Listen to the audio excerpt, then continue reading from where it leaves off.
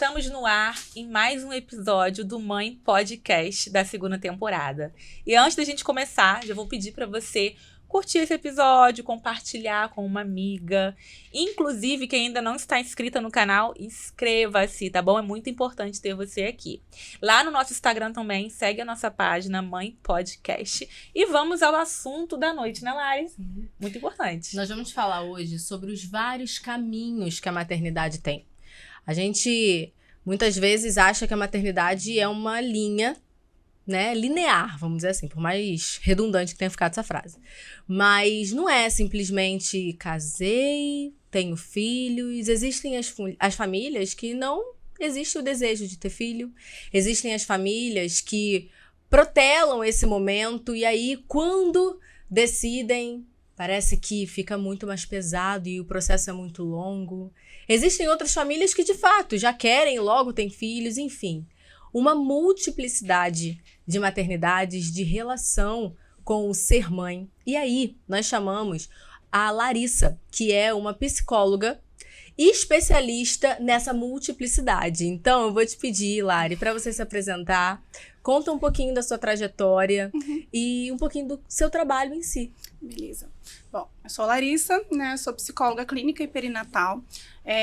Comecei a atuar na área perinatal ali por volta do final de 2022, por causa de uma questão particular, uma questão pessoal minha. Eu tive uma questão perinatal, que foi a depressão gestacional, e aí a gente até pode depois falar um pouquinho sobre esse nome, né? Porque as pessoas conhecem como depressão pós-parto, mas ela pode acontecer na gestação também. E em processo de psicoterapia, eu entendi que nem todo psicólogo tem manejo para lidar com questões perinatais, né? Me veio, né, essa vontade de estudar sobre o tema. Eu vi que era uma coisa muito mais ampla do que eu imaginava e estamos caminhando nesse sentido, ajudando cada vez mais mães a estarem nesse momento de maternidade de forma mais segura de si mesma. Eu não digo nem felizes, porque a gente vai falar um pouquinho sobre essa questão da felicidade na maternidade, né? Mas é mais ou menos por aí que começou o trabalho, ali em 2022, hoje já tem 3 anos, minha filha inclusive faz 3 anos no sábado, então já tem uma estrada aí que está rolando com esse tema. Lari, a gente sabe que existe um desejo consciente, né, em ser mãe. Aquela mulher que sempre sonhou, né, brincou de boneca, com a filhinha, fazendo a comidinha de panelinha. E também tem aquelas mulheres que também têm esse desejo consciente em não ser. Tem aquelas outras que têm que lidar com a frustração de ou perder um bebê, ou então ainda não conseguir engravidar, ser tentante, estar na luta. Então o episódio de hoje é para todas as mulheres, tá? Sejam elas mães ou não, até porque todo mundo nasceu de uma mãe. Exato. Né? E para você, como que foi lidar enquanto psicóloga, né? Você já tinha esse desejo de ser mãe? Quando você engravidou, você já era psicóloga clínica? Conta um pouquinho da sua história. Tá, vamos começar da minha primeira gestação, então. Uma gestação no início da faculdade, nem um pouco planejada, com 2 meses de relacionamento. E foi muito louco, porque apesar do não planejamento, existia um desejo muito grande dessa maternidade. Então, não foi planejada, mas foi desejada, né? Então, eu vivi uma gravidez muito bacana, não tive tantos mal-estares, assim, né, de ficar mais chorosa, nem nada disso. Eu curti a minha gravidez. Foi desejada, então, após o positivo? Após o positivo. Ah, tá. Não foi planejada, né? Foi desejada logo depois desse positivo. E aí, 7 anos depois de formada na faculdade, trabalhando na área, já casada há um tempo, né, com o script todo redondinho, a casa, o carro, a faculdade, a profissão, tudo direitinho, eu e meu marido olhamos um pro outro e decidimos ter o segundo. E aí a gente foi no médico, fez toda aquela bateria de exames, planejou, e aí eu engravidei da minha segunda filha. 2 semanas depois do positivo, eu simplesmente desisti de estar grávida. Só que eu já estava grávida. E aí foi quando eu me deparei com esse lugar de como assim? Eu estava querendo tanto e agora eu não quero mais. E agora o que eu faço com isso? Né? me coloquei, já estava em terapia, mas durante o processo terapêutico parecia que não estava dando liga mais, eu e meu psicólogo na época. Ele não estava conseguindo acolher essa minha labilidade emocional, né? Eu estava muito confusa com tudo que estava acontecendo, porque era uma coisa que eu desejei e aí eu não estava desejando mais. E eu ficava me sentindo muito culpada com isso, né? Porque o bebê que estava dentro da minha barriga não tinha nada a ver com a minha escolha, né? De tê-lo ou de não tê-lo. Então, eu vivenciei esse processo e aí, junto com a minha médica, eu descobri que eu estava num movimento de depressão gestacional. Então, eu estava ignorando essa gestação, né? Estava meio que colocando isso como um segundo plano. E aí somou ao fato de eu passar muito mais mal nessa gestação, tive muitas questões emocionais, muitas questões fisiológicas, né? A primeira gestação eu tinha 19 anos, na segunda eu tinha quase 30, o nosso corpo muda só um pouquinho, né? E depois de um tempo me tratando, entendendo o que estava acontecendo ali, eu comecei a curtir um pouco mais a gravidez lá para o final da gestação. Mas mesmo assim eu estava com muito medo do parto. Porque eu tinha medo de olhar para esse neném e não sentir amor por ele, de jeito nenhum. Porque eu, reneguei ele no começo, falei assim, já pensou se esse neném não gosta de mim? Que a gente fica com essas pilhas. E aí, eu lembro que no parto, assim, foi uma coisa muito doida, porque o Imprinit, ele aconteceu ali, assim. Eu olhei para esse neném e falei assim, eu daria minha vida por ele. E aí, fui para o quarto da maternidade, peguei minha filha no colo, fiquei ali. E aí, logo depois que ela estava ali no meu colo, que eu amamentei a primeira vez, eu comecei a rejeitá-la de novo. Então, assim, foi um processo no puerpério muito difícil assimilar que tinha um neném ali que precisava de mim, dos meus cuidados, a culpa de estar rejeitando esse neném, porque eu deveria estar amando aquela criancinha que acabou de sair de mim, né? E foi muito duro assimilar tudo isso, porque era uma coisa que eu não podia conversar com ninguém. Como que eu ia falar pro meu marido que eu estava olhando para nossa filha e não estava conseguindo sentir nada por ela, né? Ou como que eu ia falar isso para minha mãe, ou para minha sogra, ou para as minhas amigas? Ninguém, né, ia entender. E com muito estudo, com muita força de vontade, muita determinação e com muita ajuda mesmo da minha doula na época, da minha médica e do meu terapeuta, eu consegui superar isso. Hoje minha filha é minha pituquinha, a razão da minha vida. Eu vou fazer uma festa de unicórnio para ela nesse sábado, porque eu sou muito básica e pari um belíssimo unicórnio. Então, assim, isso tudo me mostrou que é muito mais difícil do que aparenta ser e, ao mesmo tempo, que tem alternativa, sabe? A gente não precisa e não deve, não merece passar por isso sozinho. Não sou só eu que vivi uma história difícil com a gestação em si, mas entendo eu que essas mulheres precisam de ajuda. E uma ajuda de fato, assim, uma ajuda que não vem mascarada com dicas infalíveis, sabe? Com segredo de como ser uma boa mãe, com manual de instrução, porque não é isso que vai fazer a gente uma boa mãe, né? A nossa conexão com essa criança, principalmente o nosso tempo, e esse tempo ter qualidade. Então, a construção do meu amor com a minha filha foi uma construção de fato, foi um processo de todos os dias olhar para ela, entender quem ela era, explicar para ela que ela precisaria ter um pouquinho de paciência comigo, mas que as coisas iam funcionar, e a gente foi construindo esse relacionamento uma com a outra.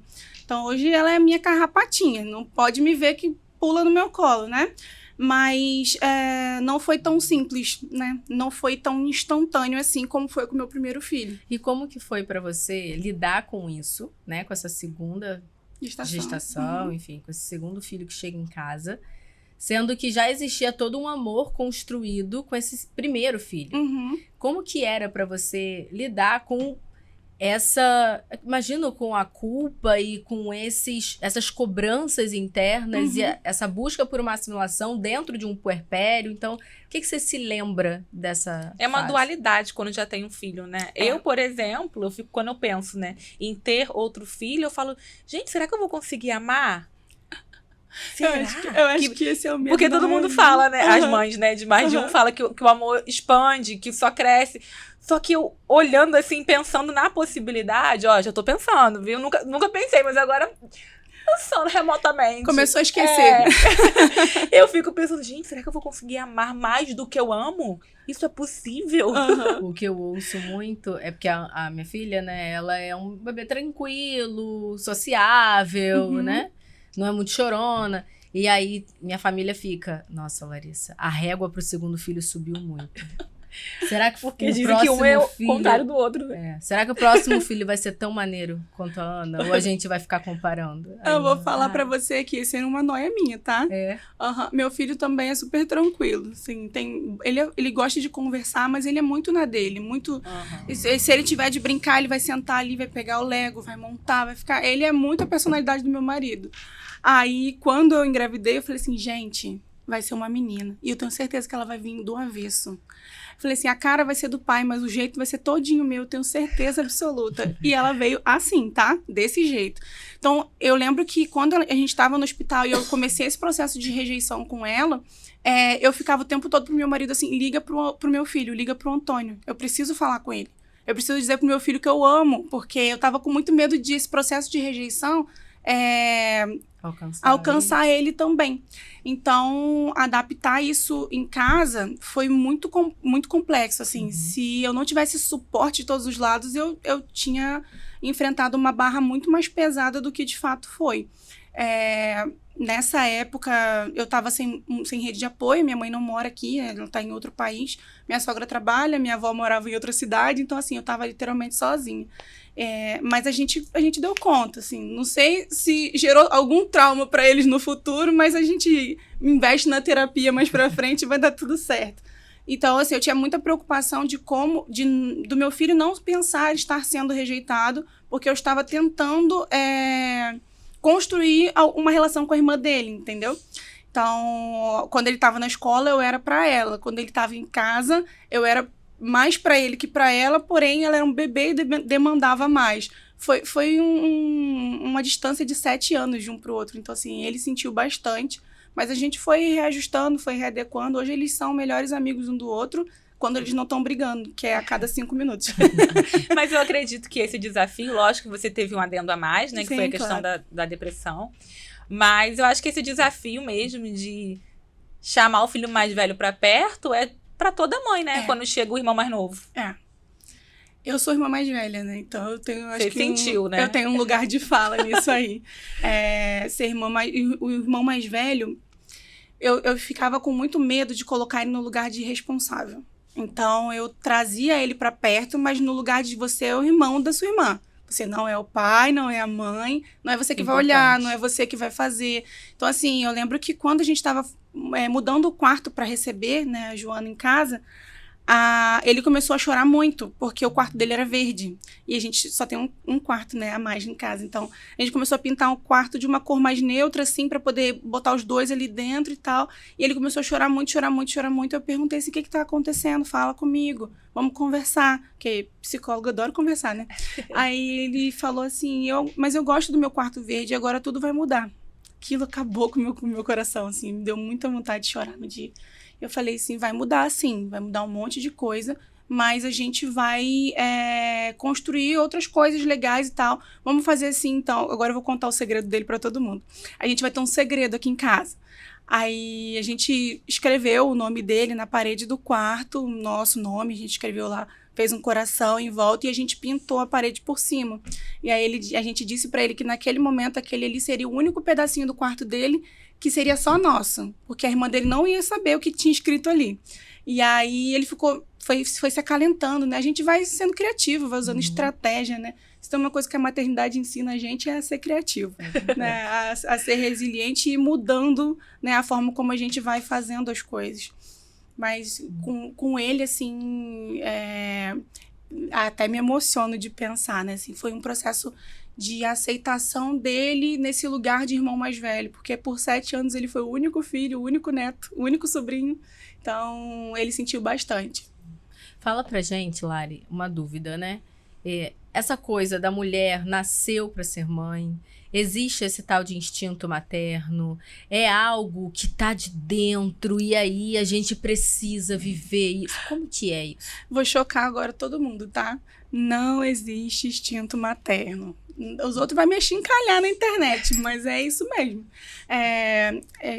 Lógico que as mulheres desenvolvem aí certas habilidades, não vou dizer que isso não acontece, mas instinto está puramente ligado a questões hormonais e fisiológicas, né? O cachorrinho sempre vai ter o filhote daquele jeito, e vai ali comer a placenta, vai lamber o filhote, vai botar para mamar, né?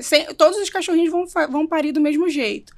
A gente não é igual com filhotinho de cachorro, né? A gente é atravessado não só por hormônio, a gente tem cultura, questões sociais, questões familiares que vão passando por nós. Por isso que cada mulher vai parir de um jeito, sentir de um jeito a gestação, enfrentar a maternidade de um jeito, querer educar de um jeito, amamentar de um jeito.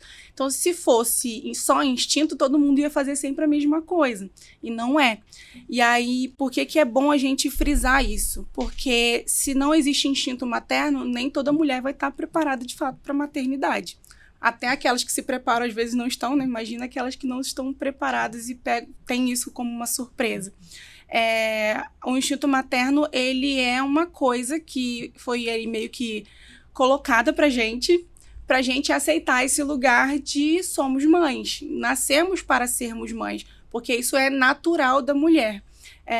Nós podemos ser mães, mas não necessariamente devemos ser mães ou temos aptidão para ser mães, né? Vai muito da construção de vida que cada uma deseja ter.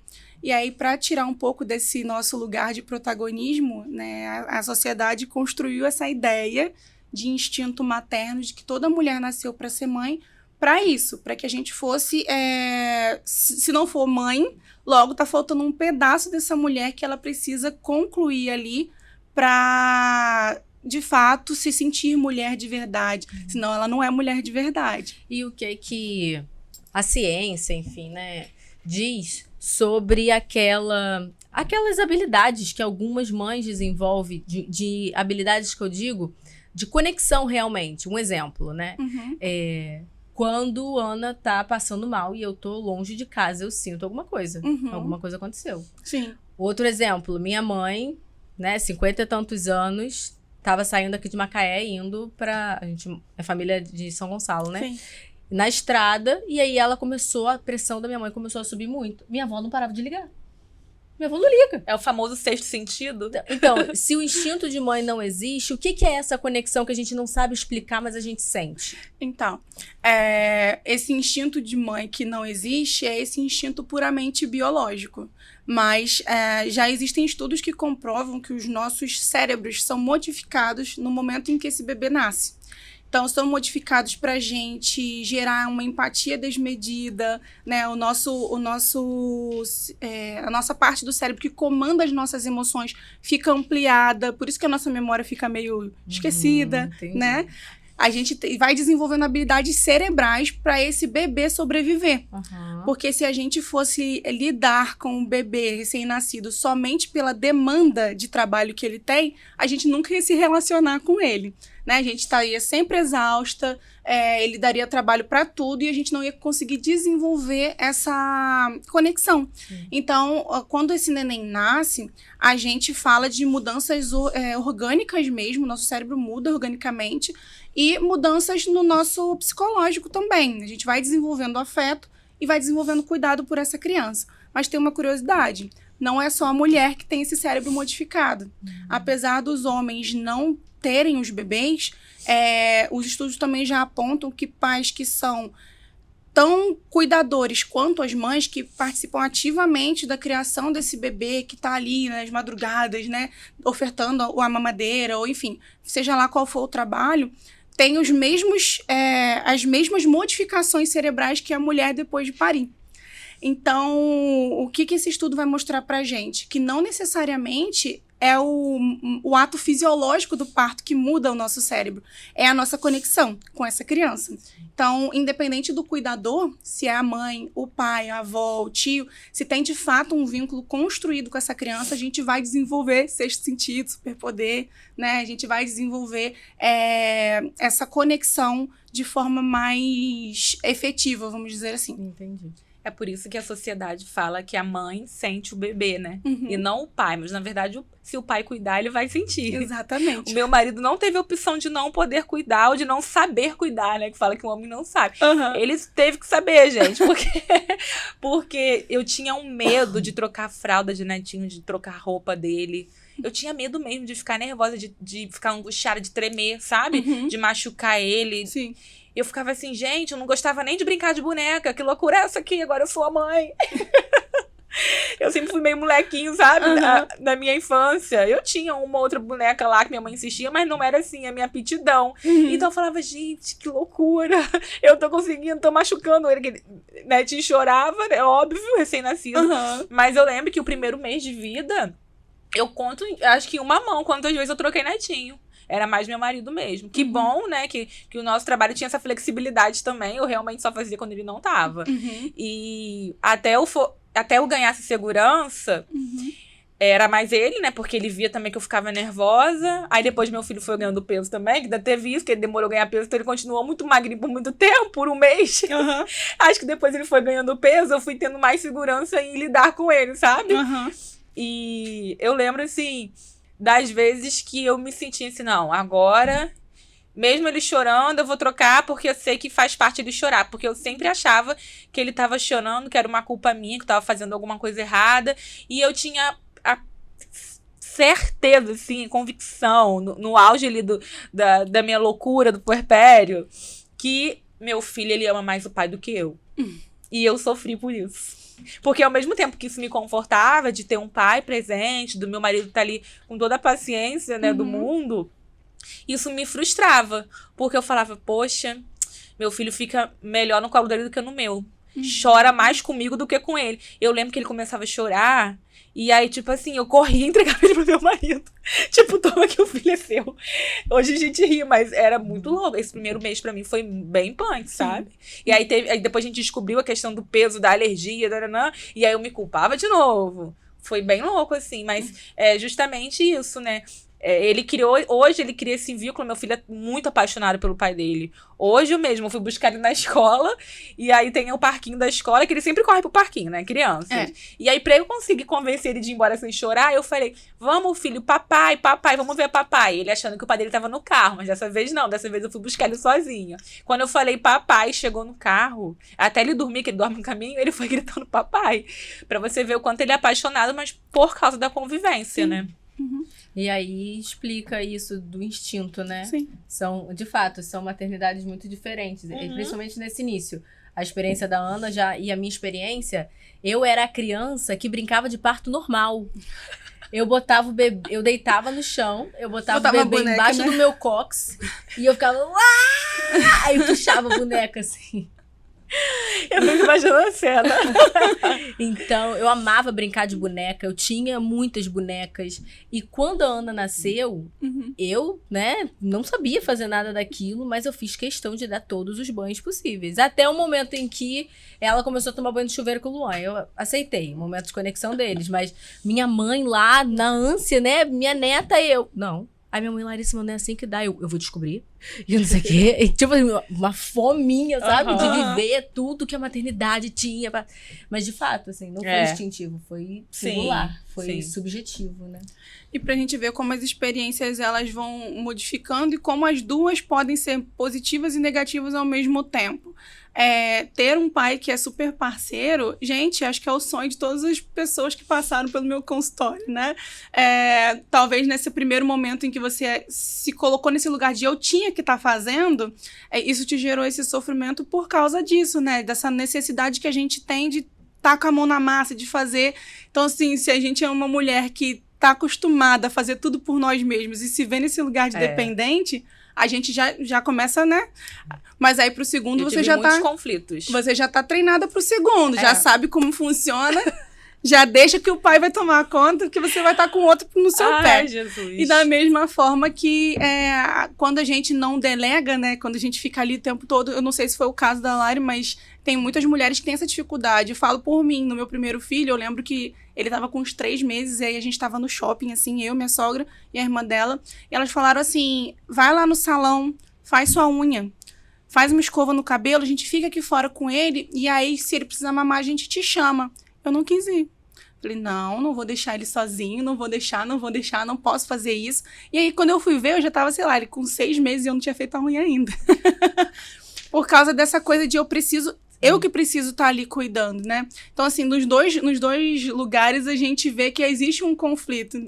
É como se em todo lugar a gente fosse acusado de estar fazendo alguma coisa de errado. Eu lembro que isso que você tá falando, querendo ou não, eu construí um padrão na minha cabeça, né? Uhum. Eu sou a mãe que faz, eu sou a mãe que sonhou com isso daqui, eu quero fazer, eu realmente queria fazer. Sim. Sendo que tinha coisas que eu não dava conta. Eu não dormi, eu não sou uma pessoa que dorme por hobby. Eu luto contra o sono burramente, assim, não sei porquê. Mas no puerpério isso aconteceu muito, eu exausta de estar acordando nas madrugadas. Na minha oportunidade de dormir de dia, porque ela dormiu, eu tava acordada. E aí eu ia fazer unha, eu ia olhar pras coisas, eu não conseguia desligar. E aí quando ela acordava de madrugada, eu queria cuidar dela. Aí no quinto dia, eu falava com a minha mãe, mãe, não precisa parar seu emprego, não precisa, minha mãe ia tirar férias pra me ajudar, né? Não precisa me ajudar, eu que quis ter filho, eu que tenho que me virar, que não sei o quê. 5 dias. Mãe, eu não aguento mais. Aí minha mãe foi lá pra casa. Um dia, gente, meu Deus, eu lembro como se fosse hoje. Eu demorei, sei lá, uns 40 minutos pra fazer a Ana dormir. Isso já eram 7h30 da noite. Dormiu. Ali eu já tava por exaustão. Quando ela dormiu, eu deitei, porque eu botava um bercinho do lado da minha cama, né? Deitei. Aí eu, 1h30 da manhã já, né? Tinham passado 20 minutos. Gente, ali eu surtei. Eu surtei mesmo, de ficar assim, ó, na cama. Aí minha mãe veio. Ai, eu não aguento mais. Aí minha mãe, Larissa, você quer que eu durma com ela? Qualquer coisa, só te chamo pra você dar peito, né? Lembra dessa história? Eu te chamo pra você dar peito. Aí eu, Ana tem mãe. Não, ela tem mãe. Eu dou conta, mãe, ela tem mãe. Assim. Eu devo ter ficado assim, em transe. Aí minha mãe botou a mão na minha cabeça, orou, botou sal na minha língua. Ela botou álcool pra eu cheirar, ela fez de tudo. E eu tô lá assim, ó. A gente ri de nervoso quando passa, né? Que loucura. Sim. Acho que um dos maiores desafios da maternidade, assim, logo no início, é a privação de sono, gente. Pra mim, não foi nem tanta privação de sono. Netinho, ele sempre dormiu por horas seguidas. Lógico que ele tinha os despertares dele, mas não era de despertar sempre.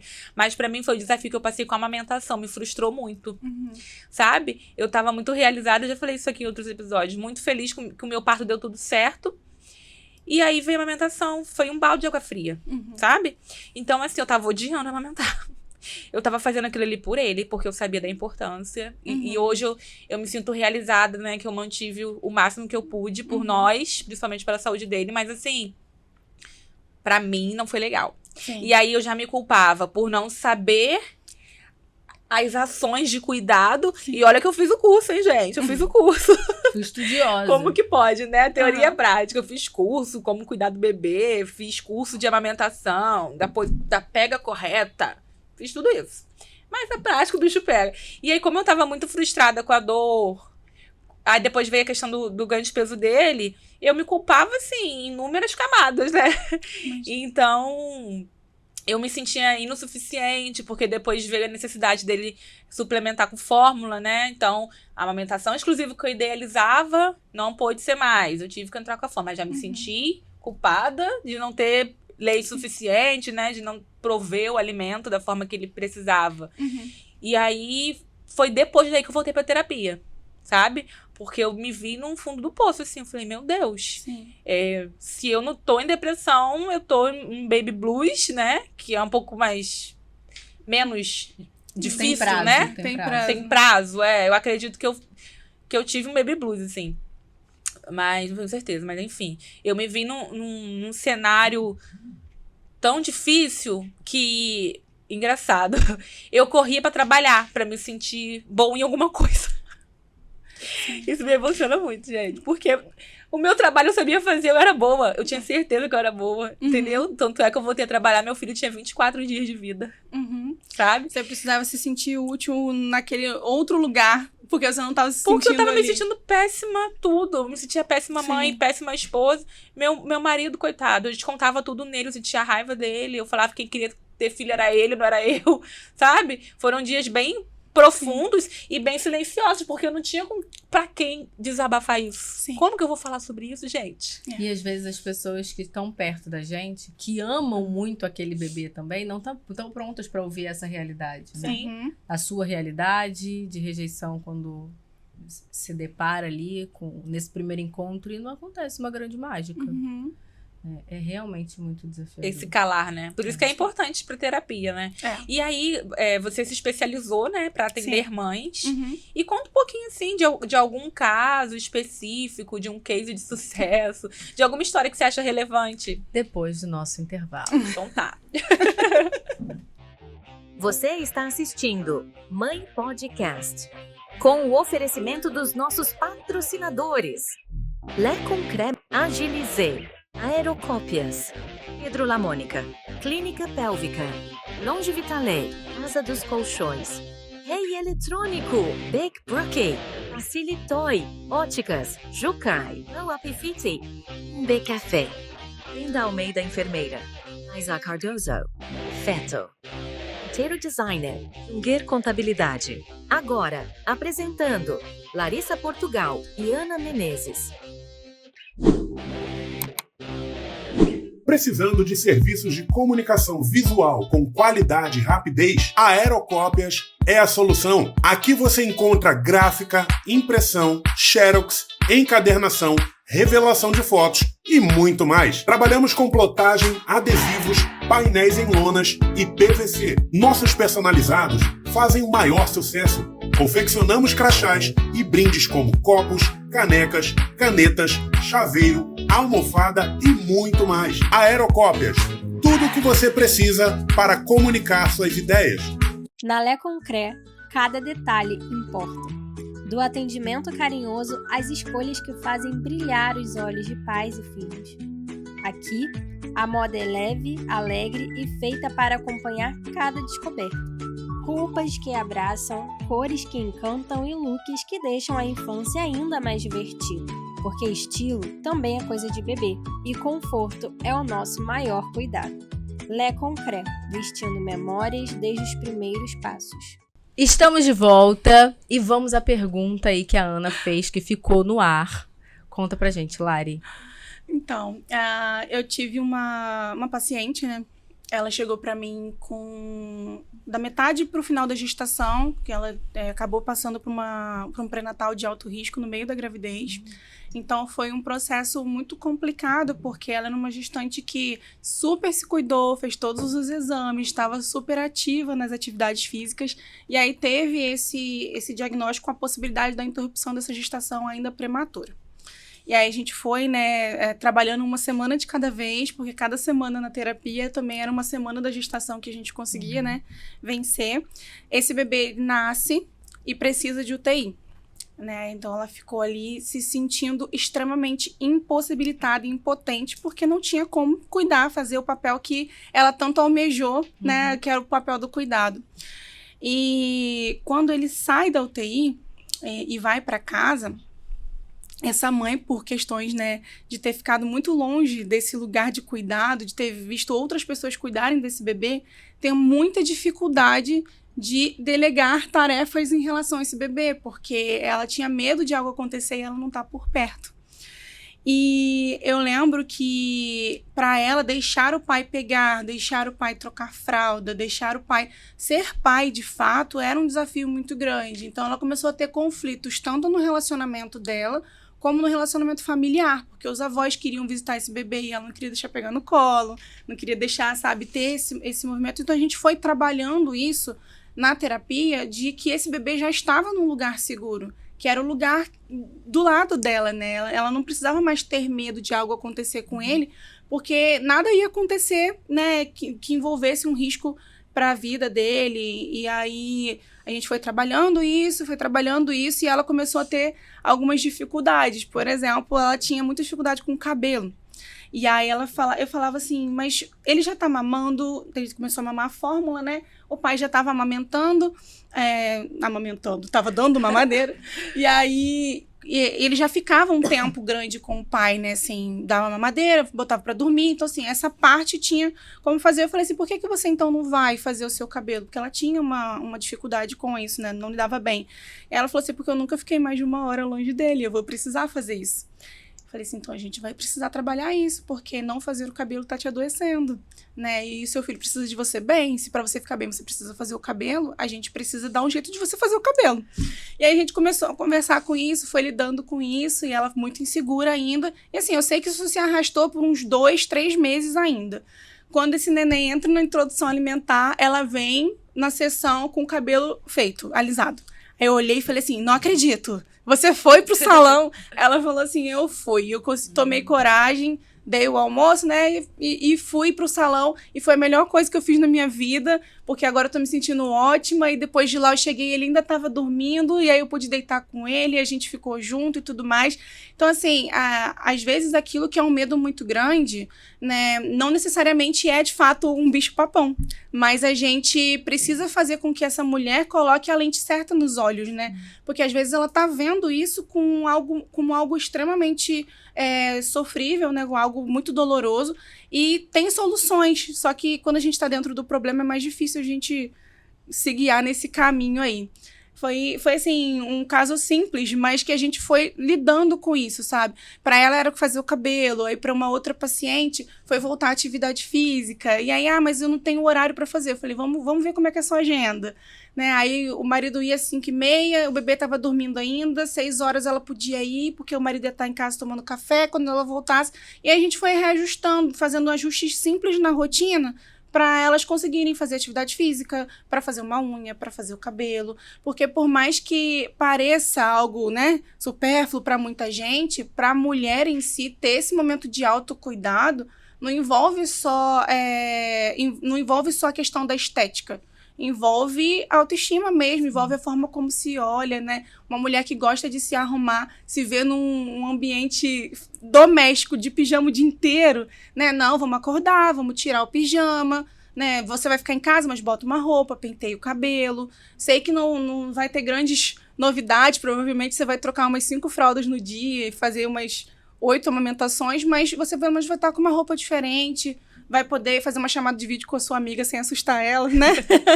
Então a gente vai brincando com essas coisas. É claro, assim, tem casos muito mais complexos, mas a gente vai trazendo essa mulher para esse lugar de que o bebê nasceu, mas ela ainda existe, ela ainda tem coisas que vão ser adaptáveis à rotina dela e vão ter coisas que não vão ser, né?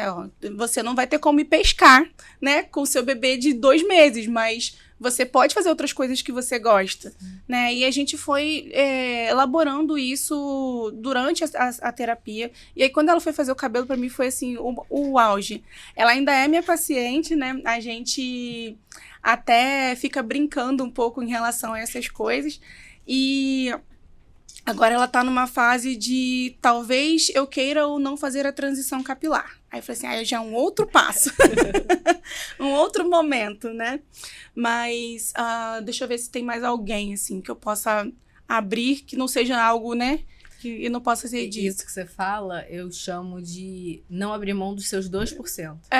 Porque, de fato, quando chega uma criança, é ele. Precisa, senão vai morrer, né? É sobrevivência, é necessidade, é uma entrega ali inteira.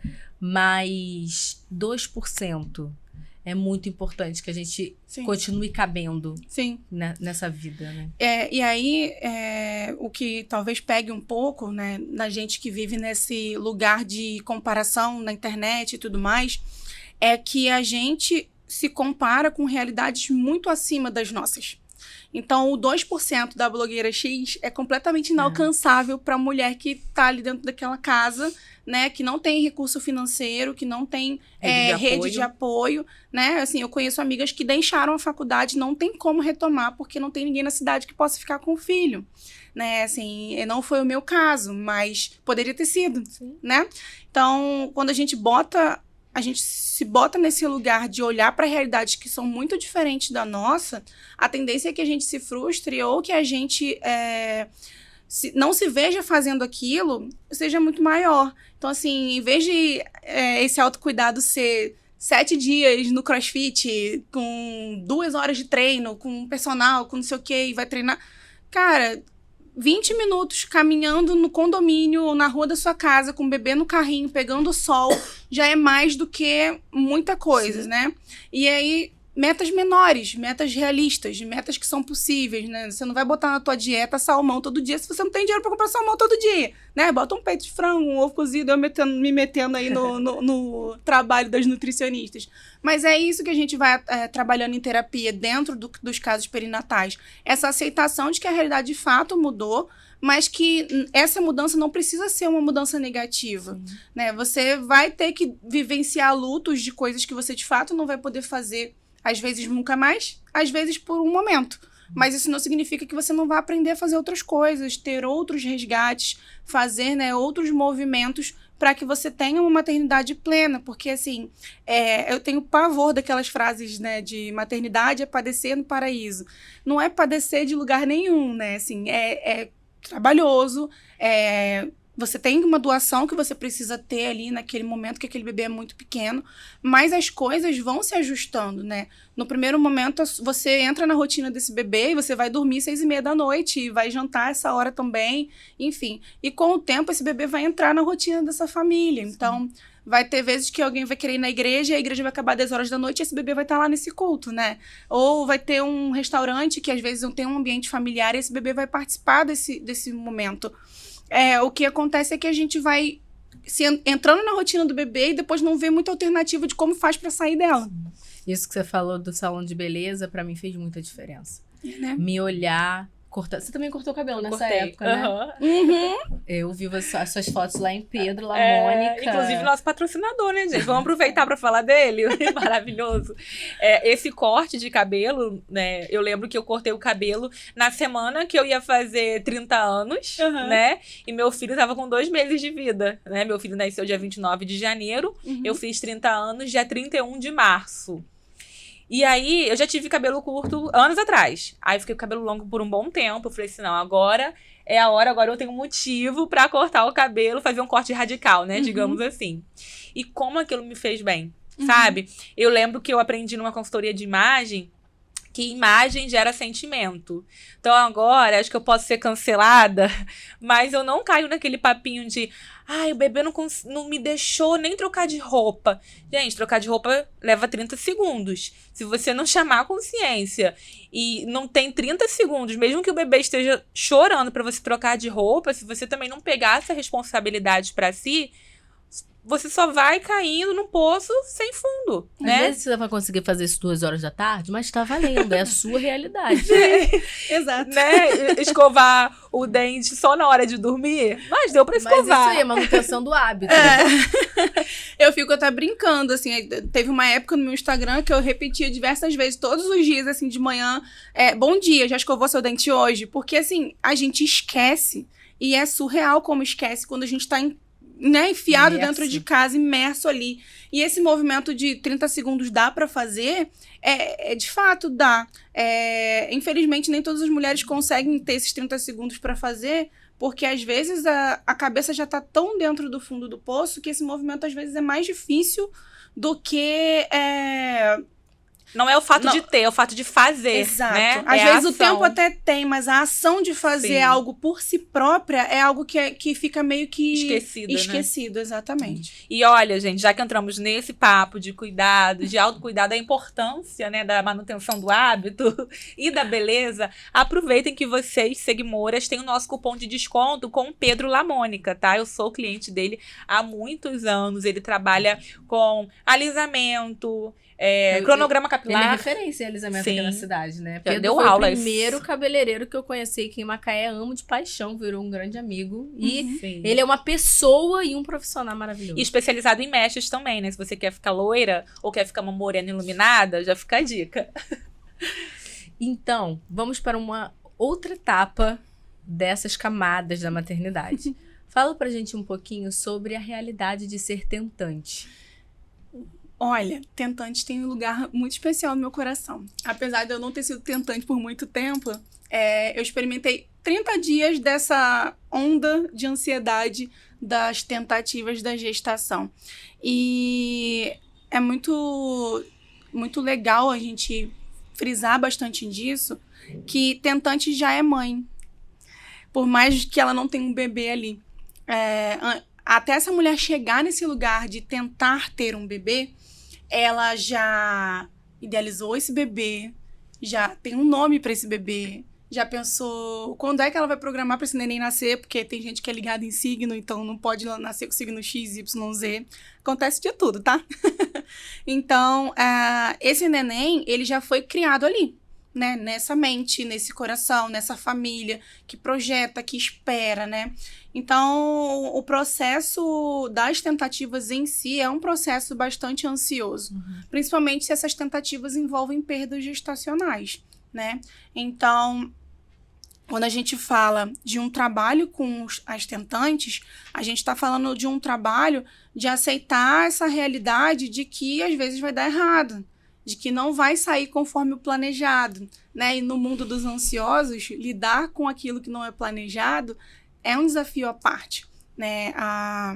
Eu tive a oportunidade de trabalhar com uma tentante que acabou de parir tem 4 dias, né? A gente ficou juntas por um tempo, né? Ela lidou com um processo de perda, então as tentativas ainda vinham com esse medo de e se acontecer de novo, né? Mas a gente foi lidando com as ansiedades uma sessão por vez, assim. O medo de não conseguir, o medo de até conseguir, mas dar errado, o medo de demorar muito tempo. E a gente foi construindo essa vida, né, das tentativas desse casamento, com muita conversa, com muito acolhimento. Ela foi trazendo os medos que ela foi tendo ao longo. E assim, com o tempo e ela chegou a engravidar, logo após essa perda, e demorou mais ou menos uns 3 ou 4 meses, até não foi um tempo tão grande, ela ficou pensativa, assim, dessas coisas, né? Quando passou as semanas após, né, a semana desse primeiro bebê que ela perdeu, ela chegou na sessão outra pessoa, assim, com um semblante mais relaxado, com os ombros mais relaxados, porque envolve isso também. As pessoas são muito cruéis com tentantes, sabe? Às vezes aquele casal que não tem filho e tem aquela cobrança, né, de por que vocês não engravidaram ainda? A gente não sabe se eles não engravidaram porque eles estão tentando e não conseguiram, né? Na velhice, vocês vão sentir falta de ter um filho. Uhum. Nossa, foi muito difícil. Eu odiei ser tentante. E eu falava isso na minha terapia, né? Eu sou uma pessoa ansiosa. Por mais terapeutizada que eu seja. E eu lembro que eu falava isso na minha terapia. Não, tentante não. Porque tentar... E aí foi uma grande lição que eu vivi nesse período. Eu precisava ser tentante. Uma grande lição foi que, pra mim, ser vista tentando era o sinônimo de ser vista fracassando. Porque, na minha cabeça, sucesso é você fazer e você conseguir. Se eu faço algo dá errado, que eu passei por uma perda gestacional, e aí eu fico tentando e ainda não foi, eu tô enfatizando fracasso. Sim. Então, eu sabia que eu não estava pronta, porque eu não tinha elaborado ainda o meu luto. A médica tinha falado para mim para eu esperar 6 meses. Estávamos em paz com a decisão de esperar 6 meses, mas foram 6 meses me sentindo plenamente fracassada para todas as pessoas do mundo. E eu lembro que eu fiquei muito ansiosa para engravidar logo. Mesmo sabendo que eu não estava pronta, e eu nem queria engravidar logo, porque eu queria passar por essas etapas para estar pronta. Mas um dia eu consegui elaborar isso. Eu lembro que a gente fez uma viagem, eu já estava muito mal, tendo muita crise de ansiedade, eu não entendia muito bem por quê. A gente fez uma viagem pro Sana, eu e meu esposo. E aí, chegando lá, eu me conectando ali, né, com o silêncio, com os barulhos do meu pensamento. E ali eu tive um insight, que foi, eu quero muito fazer isso logo, porque eu quero corrigir o meu erro. Eu sabia que eu não tinha feito nada de culpa, né? Eu tenho trombofilia, então foi algo do meu corpo. Mas era a sensação de eu tô quebrada. Eu sou algo que precisa mostrar que foi consertado. Sim. E aí você teve o sucesso de ter conseguido uma gestação que foi até o final depois, né? O sucesso, né? Porque eles usam esse termo, né? Uma gestação bem sucedida. E aí ainda tem esse lado, né? Tem casais que vão tentar e não vão conseguir. Sim. Então, a sensação de fracassar, né? Como se o bebê fosse um case de sucesso, fica martelando ali, né? Eu fracassei, eu não fui mulher o suficiente, né? Porque, afinal de contas, se você não é mãe, você tá falhando com uma parte que a sua vida foi feita para poder existir, ser mãe e fazer as outras coisas, né? Então, a tentativa envolve esse lugar de perder o controle. Sim. Envolve esse lugar de você abrir mão desse controle e deixar as coisas irem acontecendo. E ir lidando com elas conforme elas forem acontecendo. Sim. Então, fez a tentativa, esse mês a gente vai ter que lidar com mais um negativo. Esse mês a gente vai ter que lidar com mais uma ansiedade, ou esse mês a gente vai ter que lidar com uma perda gestacional. Então, assim, o processo da tentativa envolve esse lugar de impotência mesmo, né? Assim, eu não tenho o que fazer. O que eu tô fazendo para ter o bebê, eu tô fazendo. Mas se ele não tá vindo, não depende de mim. Sim. E aí, para pessoas que têm essa questão da ansiedade mais aflorada, isso é um desafio extremamente importante. E aí, se você for olhar, né, para esse casal que tá fazendo essas tentativas e não tá conseguindo engravidar, não é só uma pressão entre os dois, né? Uma pressão externa. Você tá vendo um avô que cobra esse lugar, né, desse bebê que não chegou. Neto, né? O neto. Porque eu vou morrer e não vou ver meus netos, né? Porque a gente escuta essas coisas. Então, as tentantes têm um lugar especial no meu coração por isso, assim. Lidar com o processo das tentativas é desafiador demais. Muito desafiador. E tem aquela mulher que, às vezes, ela já tentou e chegou num ponto que ela não quer mais. Uhum. Né? Ela chegou numa consciência que não é pra ela dessa forma, né, biológica, e decide adotar. Uhum. E tá tudo bem, né? Sim. Tem os filhos do coração, são gerados no coração. Semana passada, sexta-feira, eu conheci a filha, tem 12 anos, a filha de uma colega minha, conheci recentemente, a filha da Vanessa. E eu fiquei impressionada, porque a filha dela é adotiva. Ela adotou com 12 horas de vida. Caramba. Falei, olha que eu vou até chamar ela pra me falar no episódio da Mãe do Coração, né? E como que a filha dela é parecida com ela. Só um adendo, né, dentro do assunto. Então, assim, realmente são gerados no coração, né? Mas tem esses casos também da mulher que nunca foi tentante e que ela decidiu que não quer ser mãe, que não tem esse desejo e que tá bem resolvida com isso. Já chegou alguma paciente pra você? Ou você já chegou a conversar com alguma possível paciente de chegar e te perguntar, Larissa, você só atende mães? Porque eu não sou mãe, eu não quero ser mãe. E aí? Esses casos em específico eu não cheguei a atender de pronto, porque geralmente essas mulheres não chegam em consultório, né? Essa coisa do tá bem resolvido. A demanda que chega no consultório não é nem o não quero ser mãe e preciso lidar com isso. Eu não quero ser mãe e preciso lidar com os outros. A cobrança, né? Exato. Então, ninguém chegou no consultório falando comigo que estava ali porque não queria ser mãe e queria, né, lidar com isso. Mas já chegaram no consultório falando, não quero ser mãe e tô sendo cobrada, mas pra mim minha vida tá boa assim, tô satisfeita com isso, eu não quero ter um filho pra cuidar de mim na velhice, né? Coisas nesse sentido. A gente é planejada, né, pra ser mãe. A gente ganha boneca, a gente ouve falar disso, a gente tem o instinto materno, a gente tem um monte de coisa que envolve a gente sendo alguém que vai cuidar. Então, pro externo é muito esquisito, né, olhar pra alguém que falta um pedaço, né? Porque é como se tivesse incompleto. E pra você ser completo, você precisa dessa criança. E aí, a pergunta que acho que eu deixo pra internet é: que lugar é esse que vocês estão botando os filhos de vocês, né? Porque filho não foi feito pra completar ninguém. Filho é uma outra pessoa, um outro CPF, alguém que você vai ter que administrar as emoções, que não vai morar com você pra sempre, né? E pode ser que não cuide de você na velhice também, pode ser um filho desgarrado que vai viver o mundo. Então, assim, quero experimentar a maternidade? Ótimo. Que lugar esse bebê vai ocupar na sua vida? E essa ideia também, né, de quero ser mãe para me sentir completa, suficiente. Aí, meu amor, vou te contar um negócio. Então... É justamente ao contrário, tá? A gente vai sendo Na mãe, próxima vai... fase, uma coisa muito forte. Não sei de nada, não.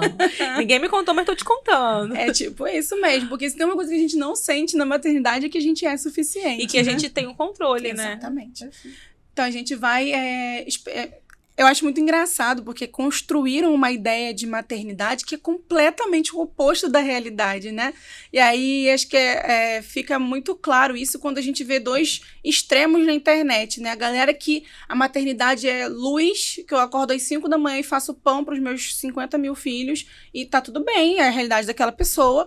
E aquela outra mulher que tá ali falando dos filhos como se eles fossem a pior coisa que aconteceram na vida dela, é a realidade daquela mulher. Mas será que não existe um meio termo, né? Será que eu não posso ser uma boa mãe que às vezes está muito estressada? Esses dias que eu vi você falando, né, que você ficou chorando porque passou pela sua cabeça a possibilidade de dar um castigo, dar um tapa, enfim. Será que não existe um meio termo? A gente não pode ser uma boa mãe e errar também? Né? Será que a gente não vai traumatizar os nossos filhos, né? Será que, em uma certa medida, uma educação boa não é aquela que de vez em quando vai causar um desconforto, uma frustração, um trauma aqui ou ali? A gente tem que começar a falar mais sobre isso para a gente começar a normalizar esse lugar de maternidade na nossa vida enquanto mulher, né? Se é uma maternidade que vai me tirar do meu lugar de conforto, do meu lugar onde eu construí valores que fazem sentido para mim, e isso vai me gerar sofrimento, talvez a maternidade não me caiba, né? Ou se é um lugar que faz sentido para a realidade que eu quero viver, se foi isso que eu construí de ideia, se é uma coisa que faz sentido, que é alinhado com os meus valores, e eu vou ficar bem com isso, então faz sentido ser mãe. Ou também se a maternidade é um grande pavor. Uhum. Seja importante investigar o que tem por detrás desse grande Exato. Pavor. Né? Porque... Eu tinha muito medo de ser mãe, né? Uhum. E eu descobri que estava totalmente alinhado ao meu nascimento, Uhum. né? A forma... Reflexo de um trauma, né? Exato. E um trauma intrauterino, Uhum. né? Pode acontecer. E aí, o nascimento do meu filho, eu falei sobre isso no curso que eu tô fazendo, o nascimento do meu filho foi um marco, né? De uma reconstrução de me enxergar como mulher, do meu eu mulher. Porque eu me achava incapaz, eu achava que eu tinha zero dom, mas na verdade eu cresci me blindando dessa coisa de mulherzinha. Então tem que ser mulher forte, minha mãe foi forte, minha mãe passou tudo isso comigo pra me ter, pra me cuidar, pra eu viver. E realmente minha vida foi um milagre, mas a hora que minha mãe passou sozinha. E eu falei, meu Deus, eu não quero passar por isso, não. Então é melhor eu focar aqui só na minha carreira. Sim. E os relacionamentos que eu tive também, eu deixava o relacionamento, o sentimentalismo, né, da relação ir até um certo ponto. Passou dali, eu arrumava um jeito de blindar, eu arrumava um jeito de deixar pra escanteio, porque eu não queria me sentir vulnerável mediante aquele relacionamento, Sim. mesmo a pessoa demonstrando que Sim. gostava de mim de verdade. E a gente, dentro da maternidade, é o tempo todo vulnerável, né? Então, quando a gente... ou eu tenho muita certeza daquilo que eu quero, ou eu tenho muita certeza daquilo que eu não quero. Uhum. Mas se eu não sei exatamente porque eu não quero, aí é hora de buscar terapia. É verdade. Né? Façam terapia sempre, tá, gente? E essa é a deixa pra gente ir pro nosso último intervalo e finalizarmos com os nossos quadros super especiais. Você está assistindo Mãe Podcast, com o oferecimento dos nossos patrocinadores. Lait Concret, Agilizé, Aerocópias, Pedro Lamônica, Clínica Pélvica, Longevitalet, Casa dos Colchões, Rei Eletrônico, Big Brookie, Facilitoy, Óticas, Jucai, Apifiti, B Café, Linda Almeida Enfermeira, Isa Cardoso, Feto, Inteiro Designer, Junger Contabilidade. Agora, apresentando Larissa Portugal e Ana Menezes. Está procurando o imóvel dos seus sonhos? Ou quer vender ou alugar o seu? Agilize e faz isso acontecer de forma rápida e eficiente. Para quem quer comprar, temos atendimento ágil e personalizado com mais de 10 corretores prontos para te ajudar. Postamos novos imóveis todos os dias em nossas redes sociais. Nosso conteúdo alcança mais de 400 mil pessoas na rede. Nossa equipe de marketing produz fotos e vídeos incríveis que tornam o seu imóvel mais atrativo. Disponibilizamos anúncios nos maiores portais imobiliários do mercado. O imóvel que você sonha, a Agilize realiza. Precisa de mais tempo para focar no crescimento do seu negócio? A Junger Contabilidade cuida de tudo para você. Terceirizamos seu financeiro e gerenciamos suas contas. E garantimos que a sua documentação esteja sempre em dia. Com a Junger Contabilidade, você foca no que realmente importa. Estamos de volta agora com o nosso quadro polêmico Engaja ou Não Me Engaja. Lari, o que engaja pra você? Uma maternidade consciente, com mulheres que estão com a saúde mental em dia, que buscam cuidar de si mesmas, mães cuidadas como filhos são cuidados. O meu slogan do meu trabalho é esse, né? Acho que a gente precisa estar nesse lugar de cuidado assim como os nossos filhos estão. Ótimo. E o que não engaja? O que não engaja é... Deixa eu pensar. Acho que vocês me pegaram com essa, hein? São tantas coisas, né? São tantas, mas eu acho que principalmente rede de desapoio, né?